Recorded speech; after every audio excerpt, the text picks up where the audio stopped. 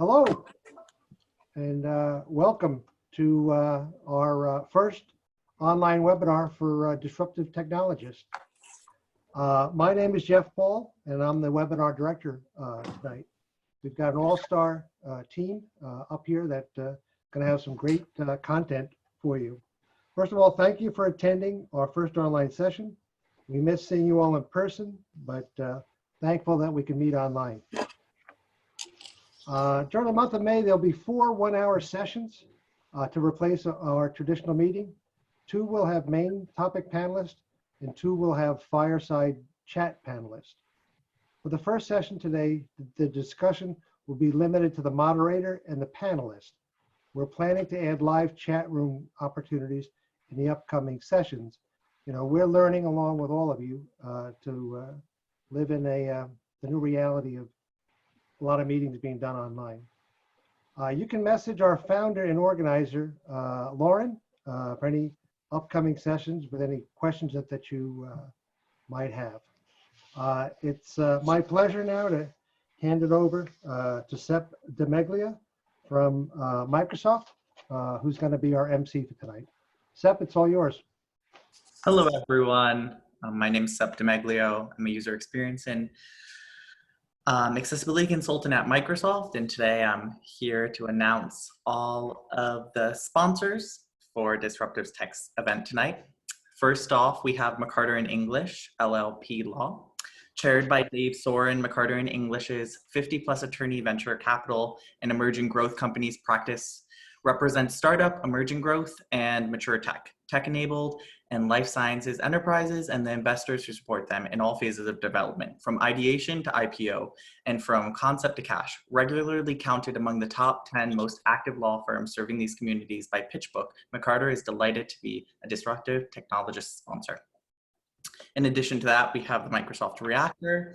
The Microsoft Reactors are neighborhood campuses where developer and startup communities meet and connect, combining training on the latest technology, community meetups, and events with leaders in the industry. Reactors create an inclusive community for interaction and inspiration.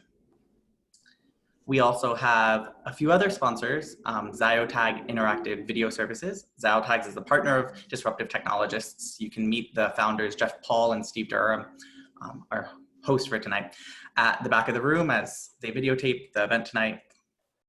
Visiotag provides innovative technologies that greatly extend the intelligence, functionality, and monetization options of all forms of web video and audio. Its flagship product, the Visiotag media publishing platform, is a robust host-based framework that uses sophisticated metadata to make online content easy to search, navigate, and share, ultimately be consumed.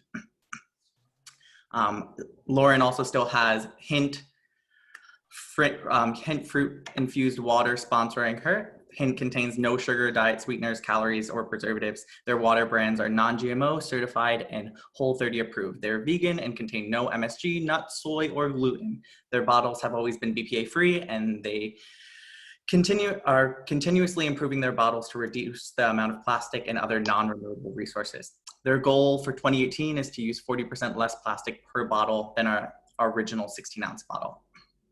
That's all of our sponsors for tonight. I now have the pleasure of introducing Oliver Christie. So Oliver, you can take it away. Fantastic, thank you so much. And welcome everyone. Welcome to the first online edition of Disruptive Technologists. So for the last number of years, we've been based in New York City at the Microsoft Reactor location. And of course, with a global pandemic, we've gone online. This is our first online event. So if we have teething issues, apologies, we will get better. But thank you for being here. Now tonight, we're going to be talking about diversity and inclusion. What's happening right now, how technology can play a part, and what the future might be like. Jeff, could we have the first slide up? Sure, absolutely. And we'll get to the disclaimer one if we could. So, as always, we start with a disclaimer. We're getting there, Jeff. Sure. Other deck. And next slide. and the one after. Fantastic. Well, we start with a disclaimer, which really just says that the options of the people talking are their own, not the company's. And this means we can have a more honest and open conversation about these things. Fantastic. Next slide, please. Now, before I introduce the panel, I and everyone at Disruptive Technologies would like to say a big thank you to all of the medical community working at the moment.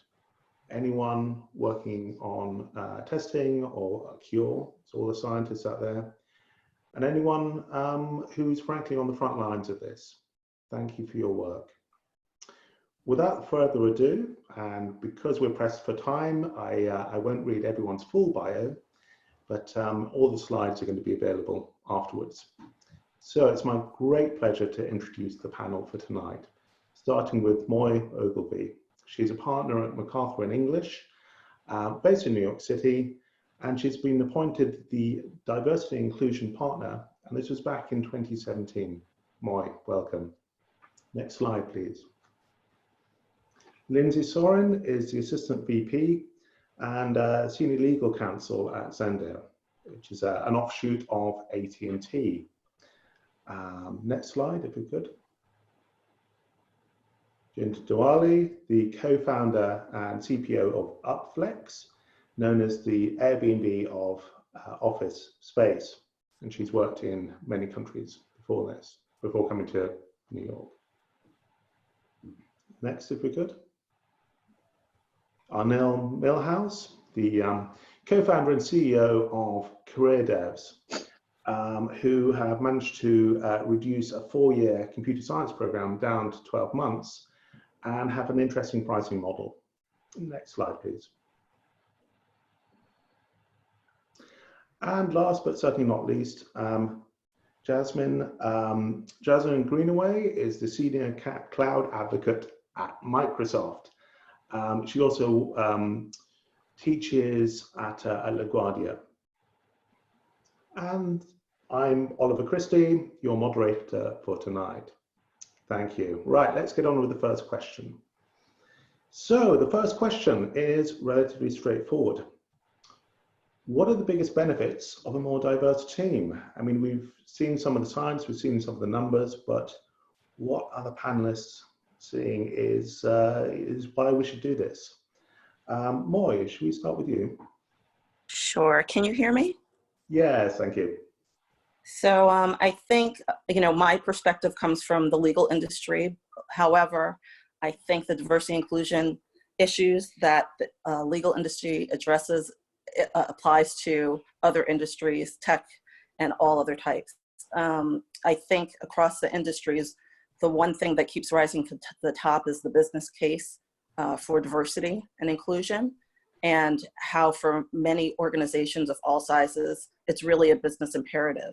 It's about what are your investors looking for, what are your clients looking for, potential new hires, your current employees.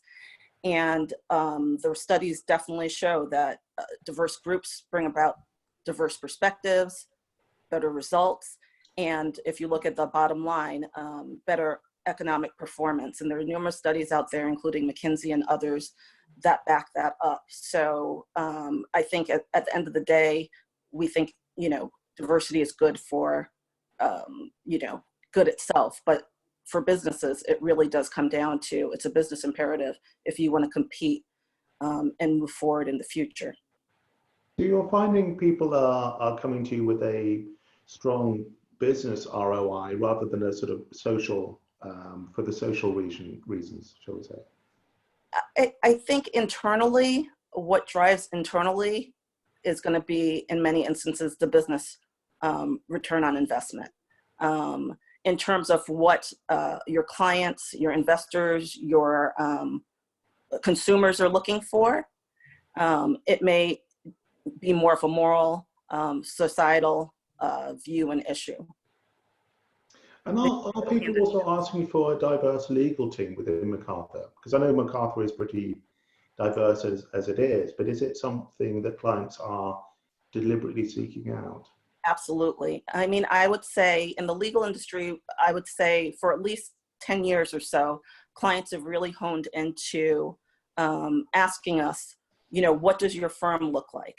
And that started about a decade ago. And we started having, or even a little more than that, and we started having diversity committees and councils and employee groups and things of that nature.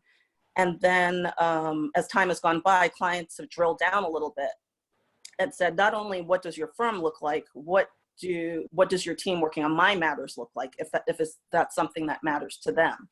And they ask a lot more deep questions now than they used to. I think one of the things that we've realized in the legal industry was it's not just about having good numbers. It's about what do your numbers signify. So you can have great numbers, but if all those people if it's a revolving door, it doesn't really matter.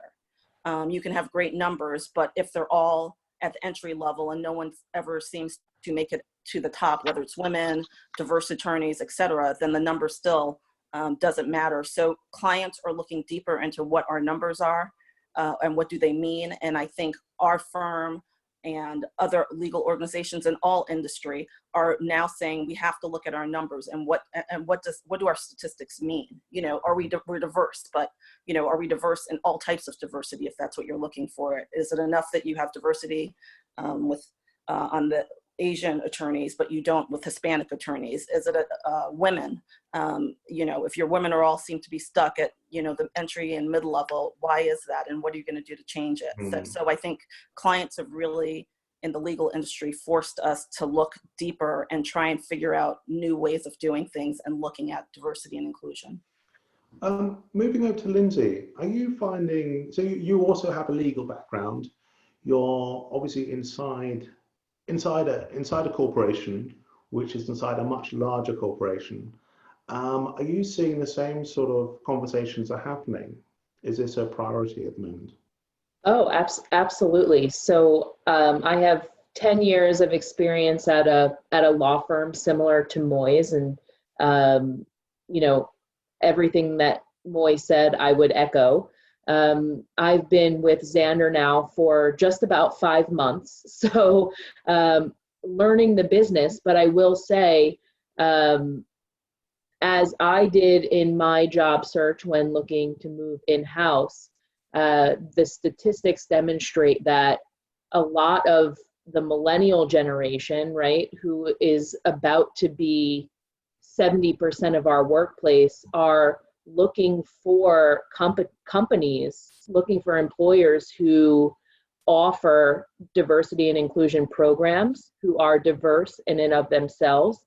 And so as Moy said, it's really not only the right thing to do, but a business imperative to make sure that you're bringing in the top talent. And I, you know, when I was interviewing with Xandr, that what ERGs or employee resource groups were within both the larger AT&T umbrella and within Xandr was very important to me, and was thrilled to learn that there is an extensive employee resource group program locally within Xandr and of course within AT&T. And so, you know, we're seeing, as I did, more individuals interested in going to places that have a diverse workforce. Similarly, go ahead. Yeah, I was going to say, so obviously you're not speaking on behalf of AT&T, and it's a gigantic company. What are they like behind the scenes? I mean, I haven't heard much messaging around diversity from AT&T, just matter of fact. But what is it like working inside these companies? Well, again, I'm not here speaking on behalf of AT&T, and I personally am not involved in my short period of time with the larger AT&T diversity programs, but I am a member of our league employee resource group, which is for LGBTQ plus employees and allies. And I have been thrilled with my experience thus far. not only in the community that I was welcomed into within Xandr, but in the few months that I've been there, each ERG has held essentially open mics or events that you can come and meet the groups, hear the work that they're doing.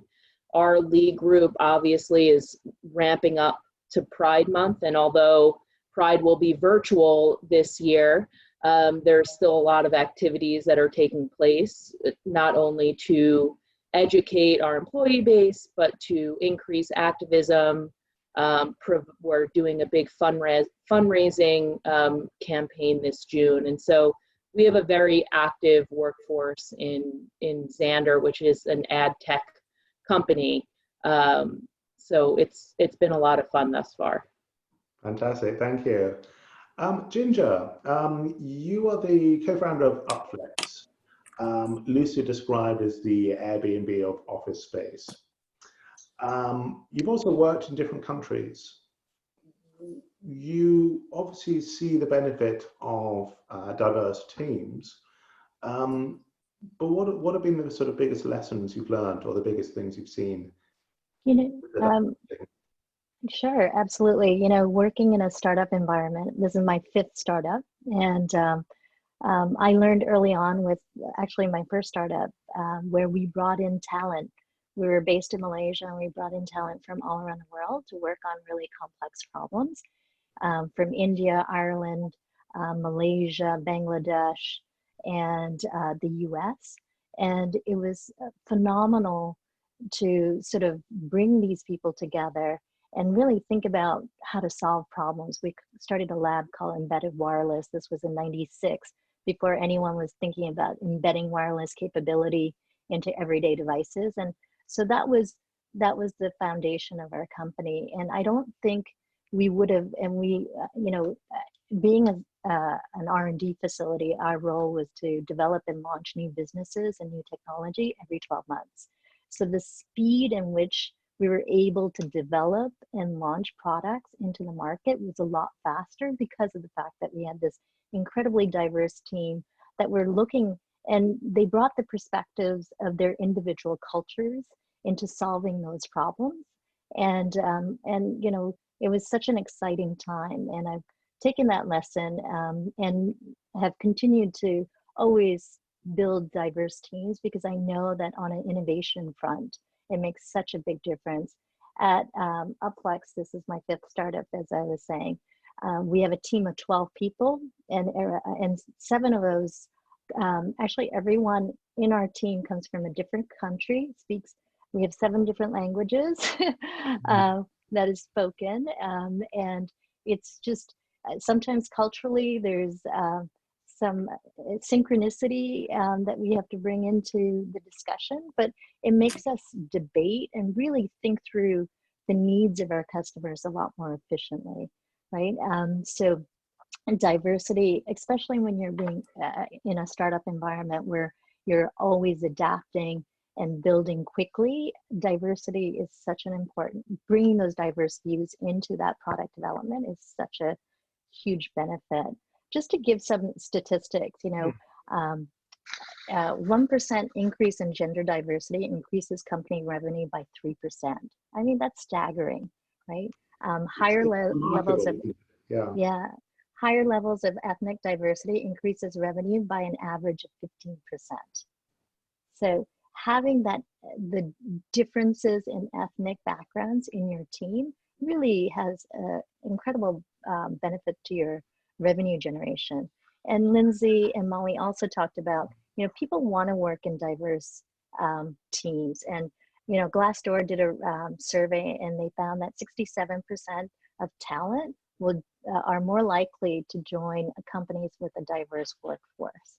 So, diversity plays such a huge importance in innovation, and I'm a strong believer of that.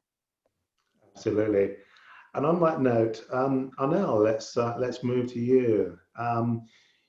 You set up CareerDevs with what seemed like some very clear goals in mind.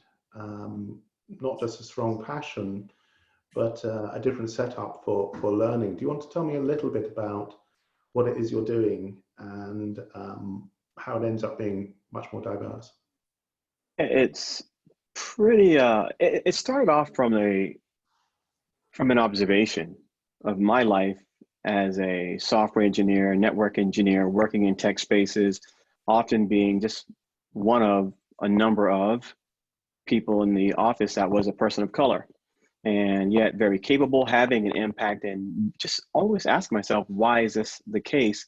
And after graduating college, a number of my friends came knocking on my door, about 25 of them in total, saying, hey, how can we get involved in this field? So I helped them. And over a period of 4 or 5 years, everyone's making between $100,000 and $250,000 a year. And CareerDevs was born out of the idea of like, well, why can't this happen at scale? And one of my friends recently just announced that he's been promoted to the CIO position at his bank, which is a fantastic story just in itself. Phenomenal, just that alone. And so CareerDevs, we're doing this at scale, but we're diverse in the sense that it's not just for people of color, it's for anyone along the spectrum of the rainbow. And what we've done is also we've created a unique school because we're trying to be diverse in the sense of competing against non-competition. We're going after the people who can't normally afford to go to a 4-year school. And that's really 70% of Americans make between $20,000 and $50,000 a year. We don't want people to go into debt. So we do a 1-year program and we guarantee every graduate that they will receive a job earning between $50,000 to $80,000. And if they don't, within 6 months, they don't have to pay us a dime. We're on the hook. It's not their responsibility. It seems like a very good deal, but a very honest transaction. Right. How many students are going through the program right now? So far we've had, in the past year and a half, we've had 46 or 48 of our graduates land jobs. And that's a 95.68% placement rate. And in terms of this question here, what's the biggest benefit to more diverse streams? We've been pleasantly surprised because a number of companies, large companies with billion-dollar revenue streams, as well as smaller companies, they've reached out to us directly, inquiring about the ability for us to provide them diverse software engineers, computer scientists. And so we've been doing that. And the outcomes within the companies are amazing. And it prevents companies from having to institute diversity training. When you have this natural diverse tapestry within your organization, you don't have to bring in an outside consultant to speak through this nebulous haze about what diversity is. You can simply look around your office and the person sitting next to you, you'll learn about their mores and folkways and their cultural impression. So it's a win-win scenario for companies. And as it's already been stated, it's also a huge boon for revenue, creativity, and innovation. And the last thing I will say is this on this point, is that the world is moving headstrong into globalization. And companies that don't figure out how to market and brand on a global scale are going to see their revenues over the next 10 years wither up, because you're going into large markets like India and Africa. And if you don't get the messaging and branding right, other companies are going to be able to start up and go in there and reap the benefits. Yes, absolutely. Jasmine, you work for Microsoft. Microsoft is very well known for being diverse in their workforce, diverse in what they're building and who they're building for. What's been your experience there, and what are you working on at the moment? So hi, everyone hear me properly? Yes. Okay, Yes, great. we can. Yeah, so for me, one of the first things I do that I guess is Microsoft's job I've ever had where I've had access to an ERG. One of the first things I did was seek out an ERG on Microsoft. It was very easy to do. Actually, in their onboarding, they actually have like lists that that shows you exactly what groups that are available. And as far as my experience with my team, I think the ways that we have encountered it is how we communicate. So part of my job is to talk with other developers or folks who are just interested in tech or in IT to talk to them about the cloud and the guise of, Azure, Microsoft's cloud platform. And a lot of our team do a lot of traveling around the world. We used to. And things like culture, understanding how to communicate with folks can be very important. So we have this yearly tour where we go to different stops around the globe. And so one of the things that, we try to do is make sure that we understand the thing that when we're doing our presentations, we're understanding how to communicate the points that we want to bring to a team, or sorry, to the audience. So that's probably one of the biggest things. And now we're thinking about, like, how do we do that online? How do we build content and show people how to go from zero to a website in different languages? Because we know different languages are, there's different contexts. We just can't put it in a a translator and post in a translator and automatically think that someone's going to be able to understand it in this other language. Fantastic. Let's move on to question 2, if we could, Jeff. Right, so the biggest challenges. We know the business case for more diverse teams. It's been studied for a long time. The science is very clear. We know the social impact. We know the end result. Why are we still having this conversation?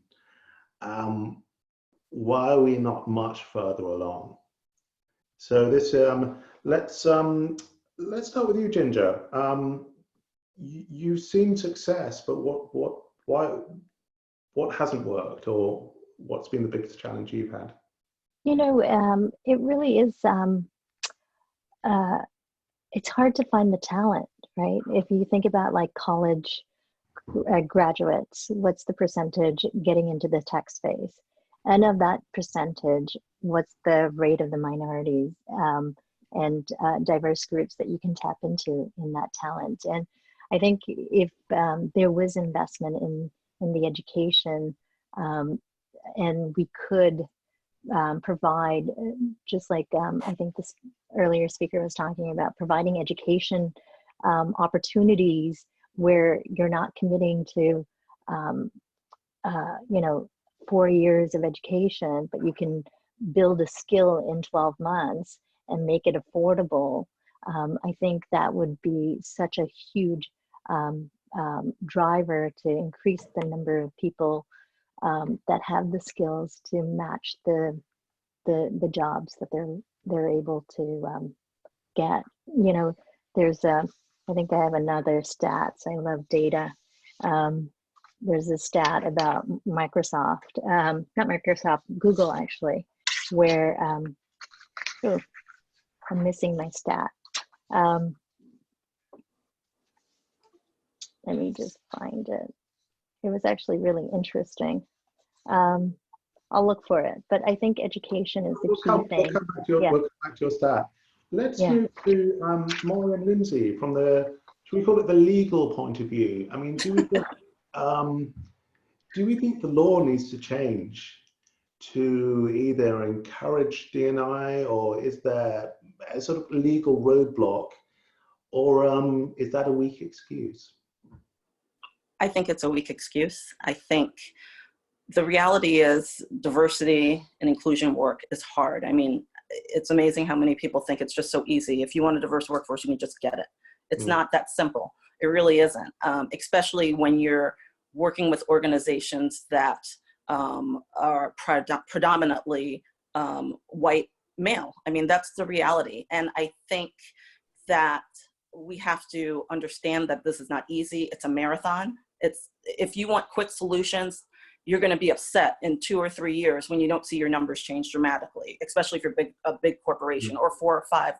Like, it takes a lot of work, And it takes a lot of work by a lot of different people. It can't be two leaders trying to drive the charge in any organization, especially the big ones. It's got to be more than just the main leadership team. It's got to be all of the leaders buying in that this is important and important enough that they should all work on it, just like they all work on marketing and they all work on bringing in and raising revenue and all of that. Like, if D&I is that important to your company, then that is something that you should do. I will say that certainly in the legal field, and I'm sure it's everywhere else, there's this thing out there, diversity fatigue. It's like, how much can we keep talking about it and saying that it's an issue and there aren't and there's no improvement. And the reality is, if you talk to anyone from the 60s in any part of the world, yes, there have been a lot of improvements, but the reality is we should be further along based on the access to education that many women have had, diverse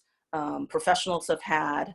It's not as if they are not educated and don't go to school and all of that. So I think it's easy to make excuses. I think it's just that it takes a lot of work, and it's a matter of, if something didn't work for your organization, you don't just give up on it. You try something new. That's what we do, right? And if you want to be the best in all these other categories, then you have to decide as an organization, is D&I a category you want to be the best in as well?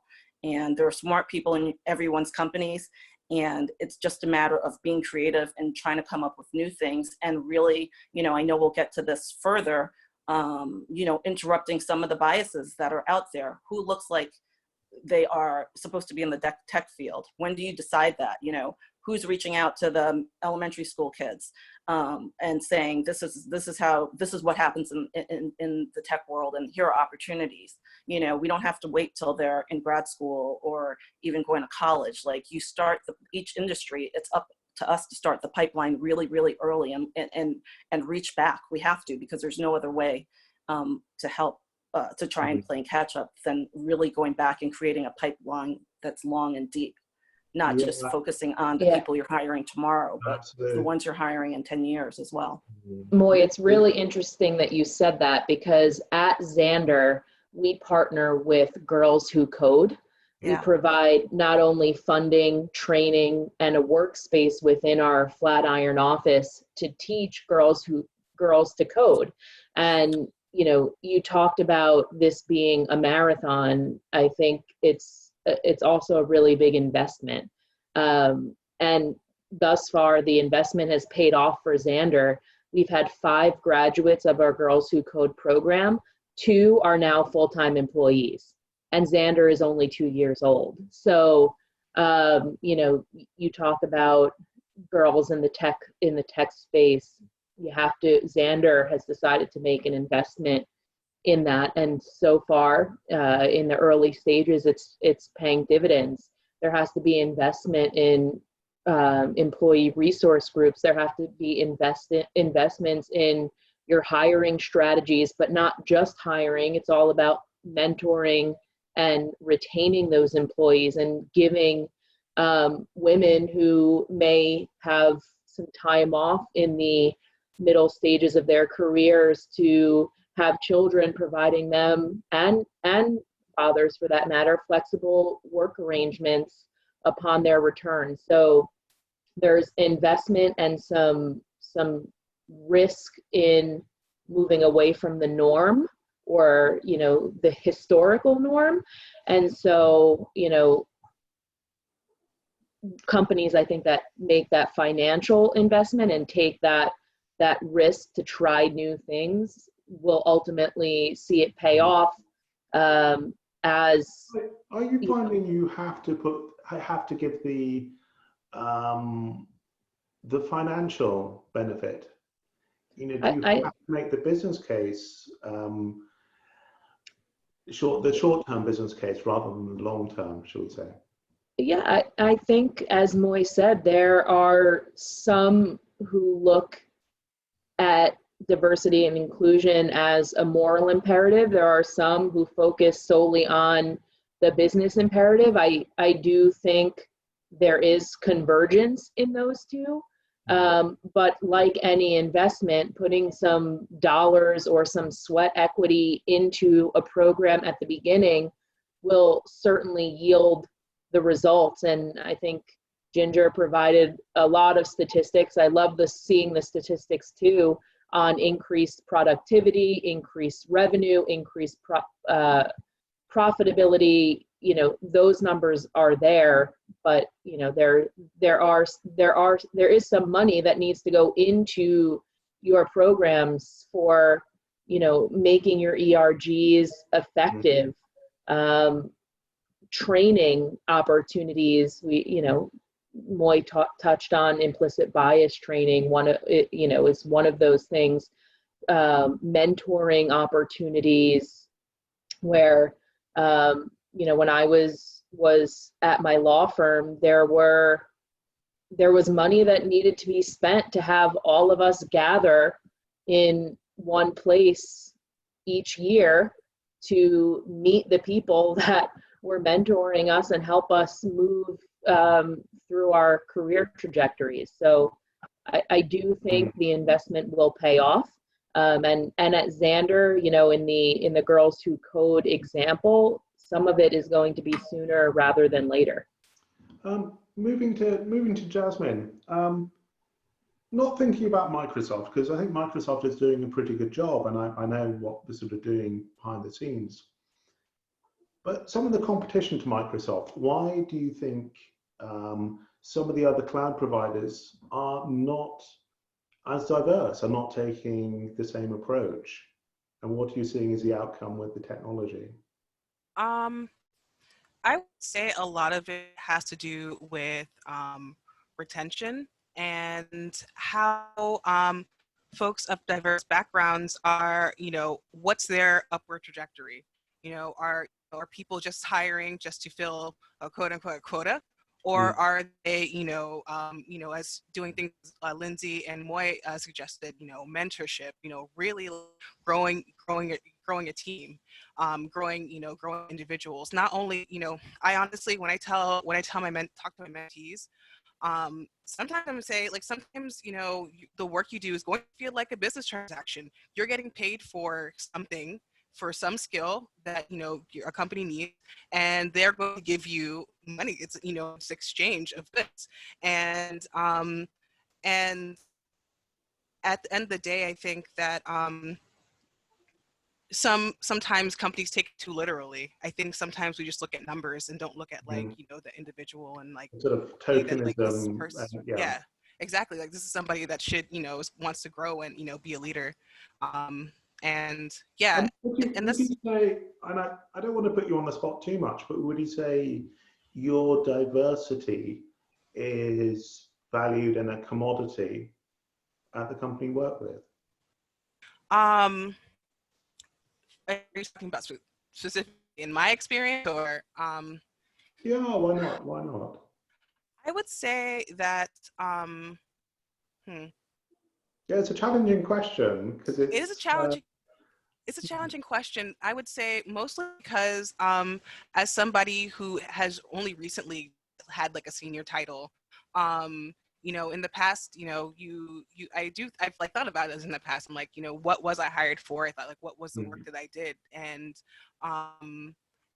it was a little bit eye-opening for me, only because my experience was a little different. And, you know, I went the traditional route of, like, going to university and stuff like that. And half of my class were women.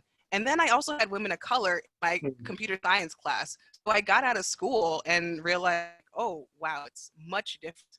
And, you know, kind of feeling, like, blinded from, like, you know, the whole conversation of, like, diversity, until, like, I really, like, just took stock of, you know, some of the microaggressions I've had, some of what I found to be unfair comparison of, you know, down to, like, code and things like that. And I think that not having diversity in leadership is just as detrimental as, like, having, you know, people in your company at all. Because, you know, when you're thinking about what are you building, you want to make sure that it relates to everybody.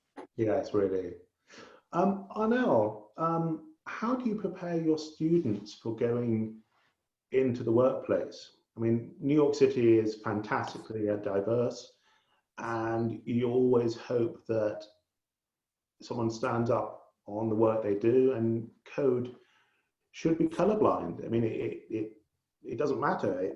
But how do you prepare your students for the realities of work in 2020?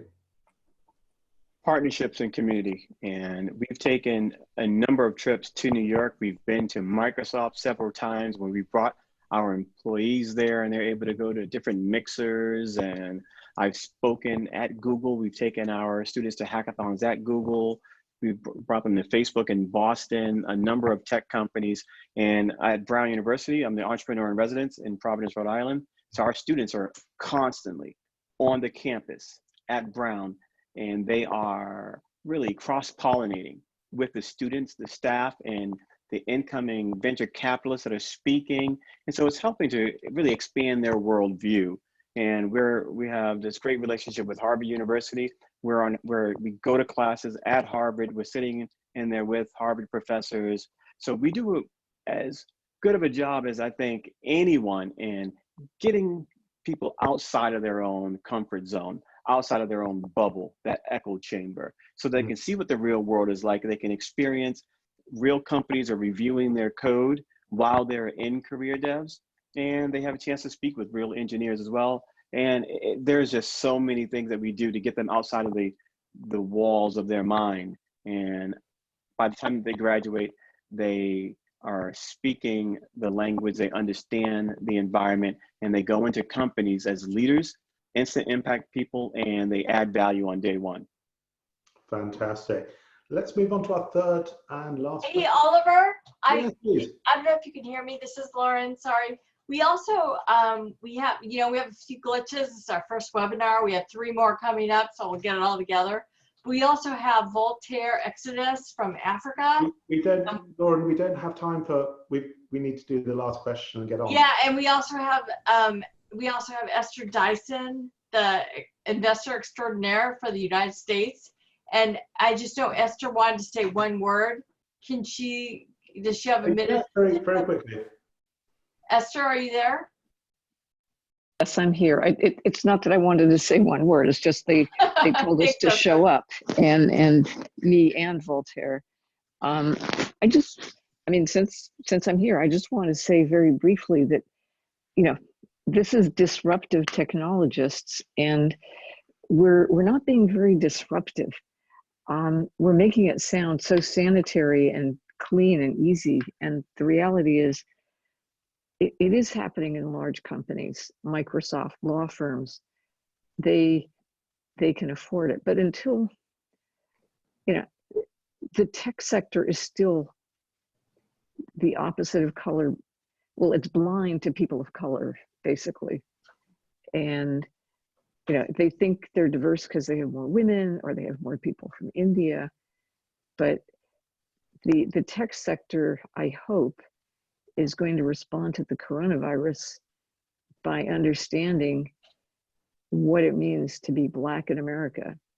You're not just poor, but you're more vulnerable physically to this disease. And there is finally, I think, more attention being paid that there are a lot of people growing up in this country who have crappy educations, crappy food, and it's, we have to change the way our society works. And I don't want to stand up here and give a rant, but, I think it might be time for a rant, actually. I think that's maybe what we need to do. So our third question is, and this is to all the panelists, so please just jump in as you like. I mean, do we think the world is going to change post-COVID, or do we think actually it's going to go back to exactly where it was before? It is affecting people disproportionately. We've seen this in New York. We're about to see this in the heartland of America. Do we think we're going to change, or do we think it's business as usual? What do you think, Voltaire? Thank you. That's a mammoth of a question to put all on me. I think I've said this in some of our private dialogues, that people are tribal. And when it comes to managing resources, people are tribal. Resources are power, right? The reason why you have to prove the business case is because if you're able to establish that this is value, you're able to steer human behavior with value, right? I think that it can change if people are willing to create disruptive technologies that make people uncomfortable to change, or technologies that make people change without them knowing that they're changing. Similar to how Facebook or Instagram have changed all of our behaviors and we don't even notice it. I think that that is the possibility for change to happen. But if we think that we're going to change it by having a lot of talks, meetings, conferences, I don't think that that's the pathway to change.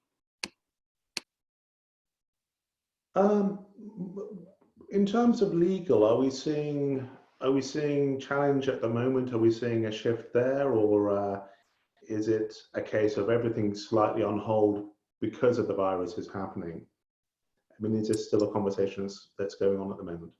So with respect to D&I, I think there's very much of an acknowledgement and a fear that the current situation is going to make the legal, any progress that we've had on the legal side potentially be in jeopardy and go away. That happens when you have an economic crisis. That happens when you think of things such as layoffs and salary freezes and furloughs and all of that stuff. So in the legal profession in 2008, the legal profession was hit very hard.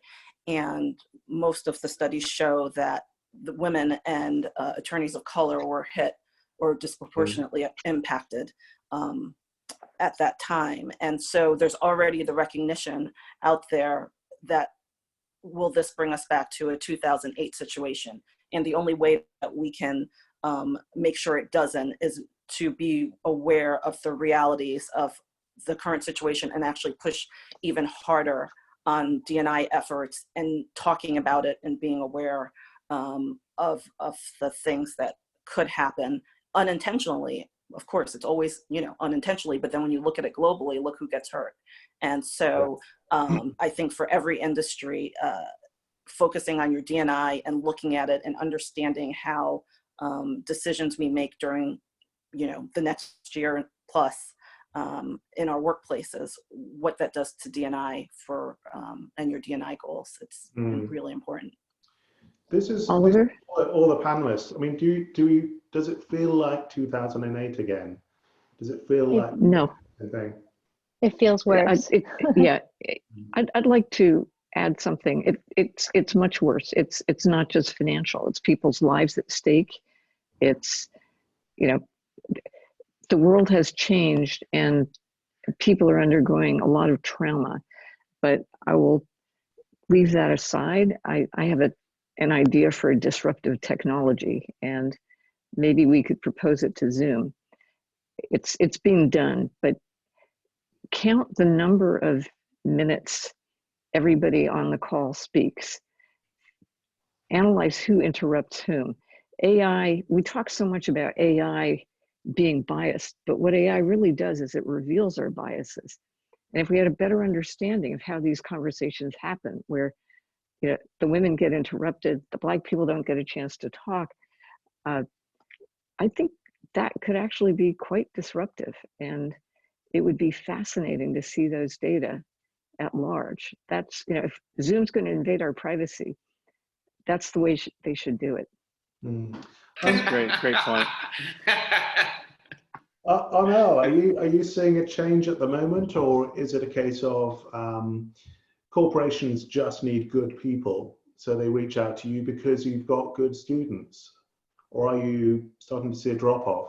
You just used an oxymoron there, corporations and change. I know, really. So yeah, you know, things don't change unless they're broken. Corporations, they have their quarterly reports, and you know, the 19% academic peer-reviewed research, is that enough to convince a board of directors and leadership to make wholesale changes and disrupt for what they hope will work for them, right? I believe, like for instance, in the instance of CareerDevs, I don't think anyone or any existing school would have ever created what we're doing.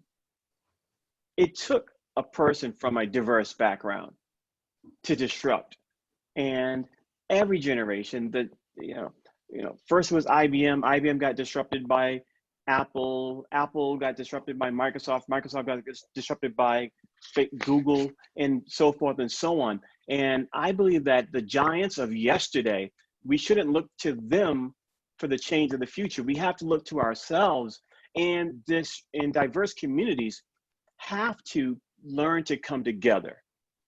We have to figure out how can we become greater than the sum of our parts and create innovative, disruptive companies that are profitable and growing at scale.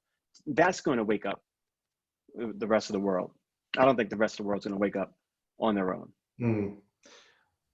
Ginger, yeah. did you find your stat you were looking for? Yeah, I did. It was interesting because, I think going back to what we were talking about, 83% of Google tech employees are men. 60% of them are, 83% are men, and 60% of that is white, and then 34% are Asian. And this is representative of most tech companies. And most of the minorities and women in tech companies are actually in non-tech positions, which is, so we still have a long way to go.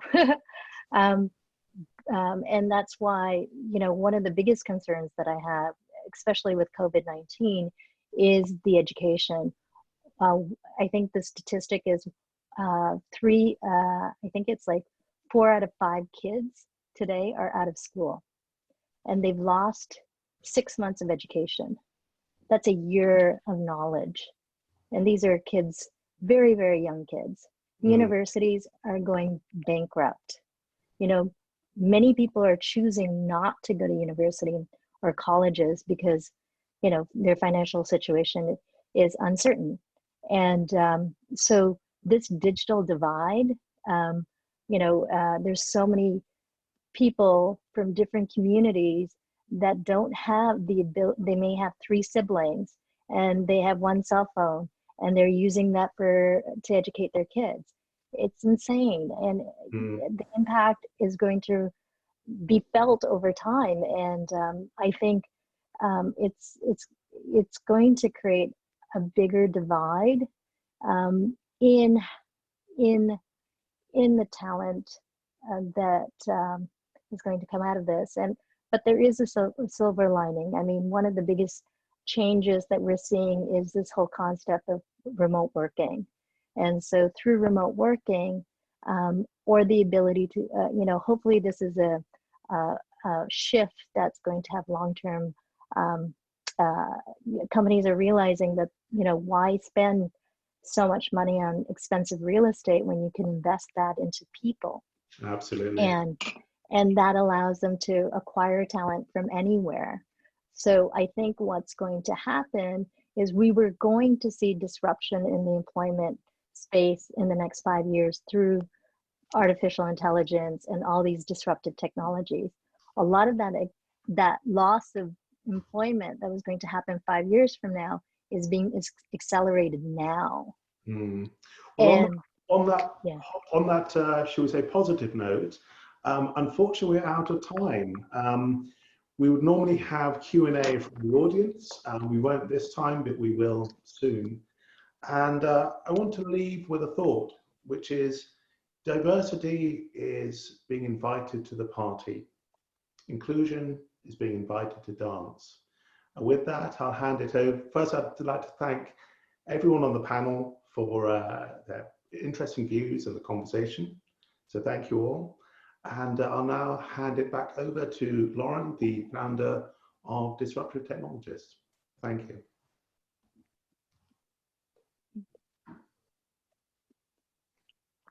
Lauren, are you there? Hello, Lauren. You're on mute. How's this? Can you hear me now? Yes. Yes. Okay, cool. I just wanted to thank everyone. This was our first one. Thank you for braving with us. We've had a lot of glitches.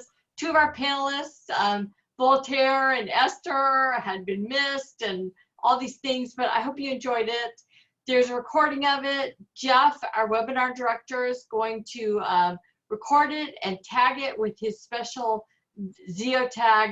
tagging, and I will email it to everyone on Meetup. And in the meantime, I just want to say that we got our first award. I don't know if you can see this, but geotag, my camera is like terrible. This is one of the things where I've actually purchased a new one. It's on the way.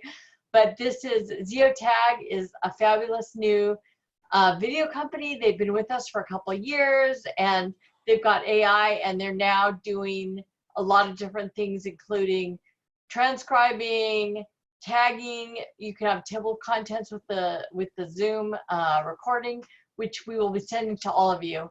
And I just wanted to thank you, and please check out our Meetup site, Disruptive Technologists in New York City. We have 3 more of these webinars following up. If you have questions, I want you to go ahead and go to Meetup site, Disruptive Technologists in New York City, and send to the organizer, which is me. Send me questions. And the next webinar, which is May 13th, next Wednesday, same time, we'll answer all the questions you have. I noticed I had a couple of questions, but we weren't able to answer them now. Bear with us. This is all new to me. We usually do these in person at Microsoft, who's our fabulous benefactor and partner, and we would love to have you there with all of the food and wine and everything else, but hopefully this webinar is okay, and we'd love to hear from you. And in fact, if you have any criticism, comments, no matter how bad or good, we'd love to hear from you. Just send it to the Meetup organizer, that's me, and I will get back to you, I promise. Thank you all so much. I hope to see you next Wednesday for a follow-up. Thank you, all my wonderful panelists. You guys are great. Voltaire, Esther, thanks for coming in at the last minute. Needed you guys. And thank you, Lindsay, Ginger, Arnell, Jasmine, Moy. You were all fabulous. Thank you. Thank you so much, Lauren. Later. Thanks. Thank you. Thank you, Oliver. Bye. Thanks, Oliver. Thanks, Have a Oliver. great evening. Fabulous. And thanks to our attendees. Look forward to seeing you guys next week as well. Great. Thank you, Thanks, everyone. Jeff. Take Thank care. you. Have a Bye, great everyone. evening, guys. Bye, everyone. Bye-bye.